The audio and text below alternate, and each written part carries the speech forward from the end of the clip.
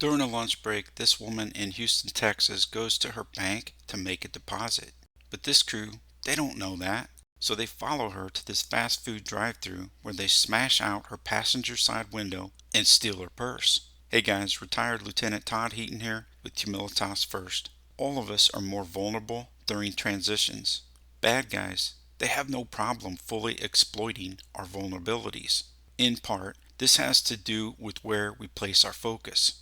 At the moment that they begin swooping in close to her vehicle, she's just beginning to pull forward, so her focus has shifted to driving forward and then ordering her food. We can see her gaze is already looking away from her would-be robbers. This is a timing thing. The bad guys here set the tactical stage by stopping with the slight offset. It's a deep flank or a blind spot.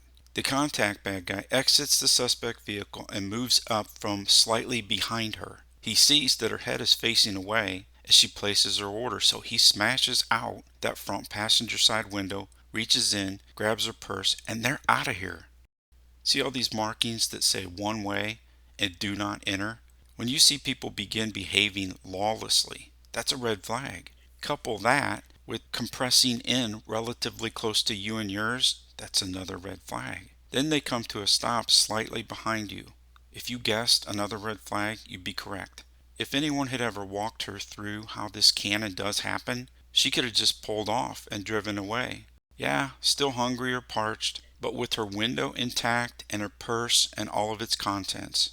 Whether you're in traffic or in a drive-through line, always leave enough room between you and the driver in front of you so that you can maneuver out and just drive away.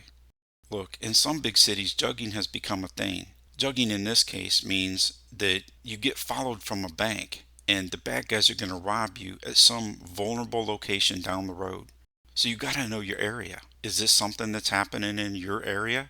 This is Houston, Texas. It's a thing in Houston, Texas. She believes those crooks followed her from the bank. What they didn't know was that she was making deposits and not taking any money out.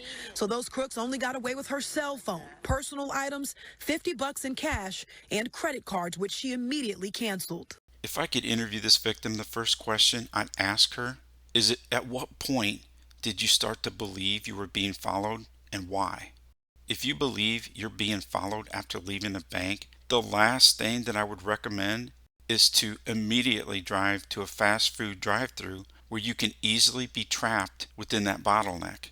And you're going to be distracted to some degree in your focus during the transitions of ordering, paying, and receiving your food. At the point that you have some facts to support the belief that you're being followed after leaving a bank, an ATM, or a high-end store, the first suggestion that I would offer is for the vast majority of people is to just call for police assistance. Continue driving calmly until the police are able to catch up and deal with this problem.